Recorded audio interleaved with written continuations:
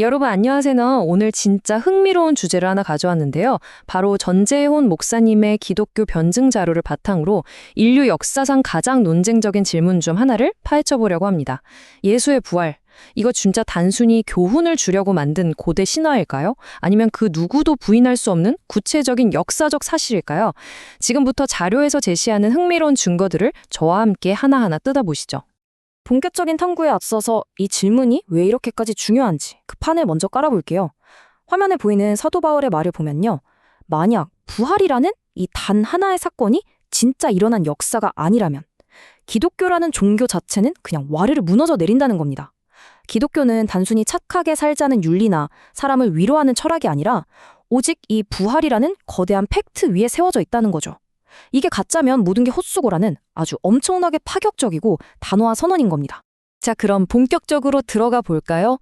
오늘 우리는 공정한 배심원이 되어서 6가지 핵심 포인트를 짚어볼 겁니다. 신화인지 역사인지 비교해 보는 것을 시작으로 빈 무덤, 제자들의 변화, 환각설 반박, 최초 목격자들, 그리고 이것이 오늘날 우리에게 주는 의미까지 쭉 한번 달려보겠습니다. 그럼 첫 번째 주제입니다. 신화인가 역사적 사실인가? 역사적 주장과 고대 신화를 한번 비교해보죠. 자료를 보면 고대 신화와 성경의 부활 기록을 아주 날카롭게 대조하고 있는데요. 보통 고대 신화들 한번 생각해 보세요. 누가 썼는지도 모르고 맨날 옛날 옛적에 하면서 시간이나 장소도 두루뭉술하잖아요. 철저히 상징적이죠. 근데 부활 기록은 완전히 다릅니다. 본디오 빌라도 충독 치하라는 엄청 구체적인 정치적 시기를 콕 짚고요. 예루살렘이라는 명확한 장소, 심지어 마리아, 베드로처럼 실제 살았던 인물들의 실명까지 쫙 등장합니다. 그러니까 이건 그냥 문학적인 상징이나 소설이 아니라 철저하게 실제 역사 속에서 벌어진 팩트라는 걸 강력하게 주장하는 겁니다. 자, 이어서 두 번째, 빈 무덤의 증거입니다. 재미있게도 예수의 적대자들이 무심코 증명해버린 사실에 대해 알아볼게요. 마태복음 28장에 기록된 사건의 흐름을 논리적으로 한번 따라가 볼까요? 무덤을 지키던 경비병들이 시신이 없어졌다고 보고하니까 대제사장들이 어떻게 하죠? 엄청난 거액을 쥐어주면서 야, 제자들이 밤에 몰래 와서 시체를 훔쳐갔다고 소문내라. 이렇게 시킵니다. 여기서 자료가 아주 예리한 포인트를 짚어내는데요. 여러분, 시신을 도둑 맞았다는 저 거짓말을 하려면 필연적으로 도대체 뭘 인정해야만 할까요? 맞습니다. 무덤이 진짜 비어 있었다는 사실 그 자체예요. 예수님의 부활을 그토록 덮고 싶었던 적대자들조차도 무덤이 텅텅 비어 있다는 저 물리적인 현실만큼은 도저히 부인할 수가 없었다는 거죠. 이게 진짜 말도 안 되게 강력한 정황 증거가 되는 겁니다. 세 번째 포인트로 넘어가 보겠습니다. 제자들의 극적인 변화입니다.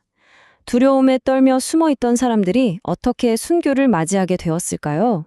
여기서 여러분 스스로에게 진짜 현실적인 질문 하나를 던져보셨으면 좋겠어요. 사람한테 자기 목숨보다 소중한 게 어디 있습니까? 본능적으로 다들 살고 싶어 하잖아요. 그런데 만약 자기가 지어낸 100% 새빨간 거짓말인데 그걸 지키겠다고 기꺼이 자기 목숨을 버릴 사람이 과연 있을까요? 이 제자들의 심리 변화를 타임라인으로 보면 진짜 소름이 돋습니다.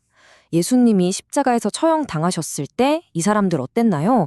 자기들도 잡혀 죽을까봐 무서워서 문 꽁꽁 걸어 잠그고 숨어 있었단 말이에요. 그랬던 사람들이 부활 사건 직후에 완전히 딴 사람이 돼서 밖으로 나와 담대하게 복음을 전합니다. 그러다가 결국엔 다들 기꺼이 끔찍한 순교를 맞이하죠. 자료는 이게 엄청난 간접 증거라고 꼬집습니다. 자기가 꾸며낸 조작극을 위해 자기 생명을 던지는 어리석은 사람은 없습니다.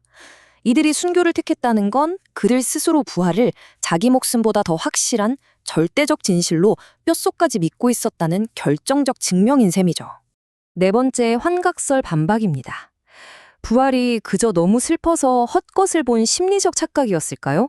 가끔 제자들이 너무 충격받아서 집단으로 환각을 본 거 아니냐고 묻는 분들이 계시는데요.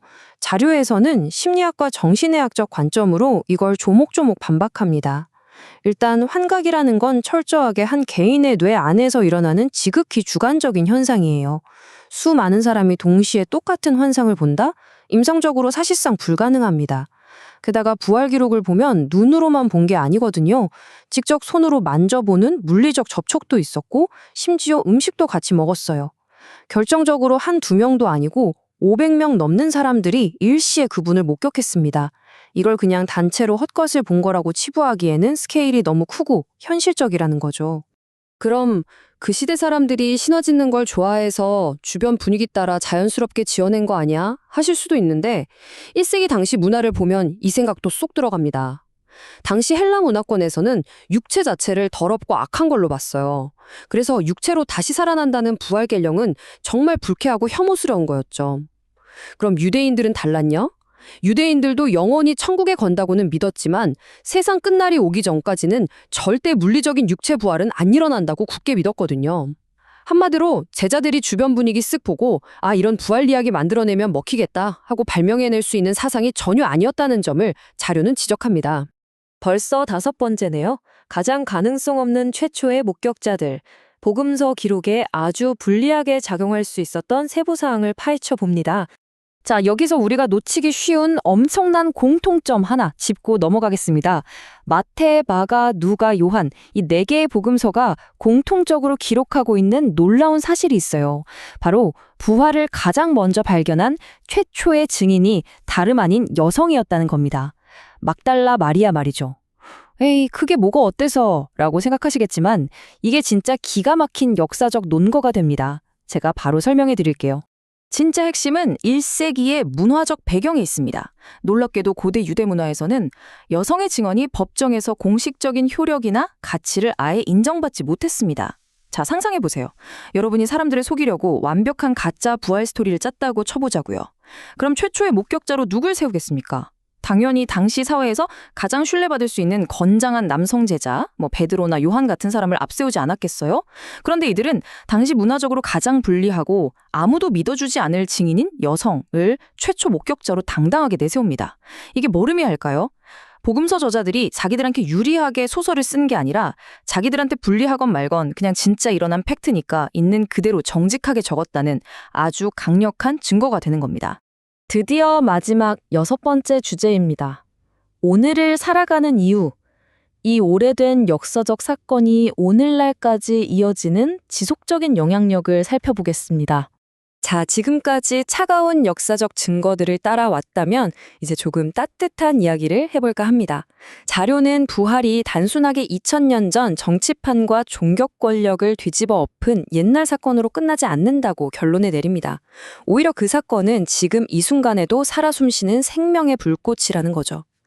우리 인생 참 팍팍하고 고단할 때 많잖아요. 그런데 죽음조차 뛰어넘은 이 압도적인 현실이 우리에게 매일매일 다시 훌훌 털고 일어설 수 있는 소망과 용기를 불어넣어 준다는 겁니다. 부활이라는 역사적인 팩트가 그저 과거의 기록에 머물지 않고 오늘을 버텨내고 내일을 기대하게 만드는 강력한 원동력이 된다는 통찰, 정말 가슴 벅차지 않나요? 오늘 우리가 꼼꼼하게 들여다본 이 증거의 조각들을 머릿속으로 한번 싹 모아보시죠. 텅 비어있던 무덤, 거짓말을 위해 목숨을 던지는 역설을 깬 제자들, 그리고 불리함을 다 안고도 솔직하게 적어내려간 정직한 기록들, 이 모든 퍼즐 조각들이 가리키는 방향은 꽤나 선명합니다. 그래서 마지막으로 여러분께 묵직한 질문 하나 던지고 싶습니다. 만약 그 무덤이 진정으로 비어 있었다는 것이 그 누구도 부인할 수 없는 진짜 역사적 사실이라면 그 거대한 진실은 지금 여러분의 삶과 현실을 어떻게 바꿔놓고 있습니까? 이 질문을 깊이 한번 곱씹어 보시길 바라면서 오늘 자료에 대한 탐구는 여기서 마치겠습니다. 끝까지 함께해 주셔서 정말 감사합니다.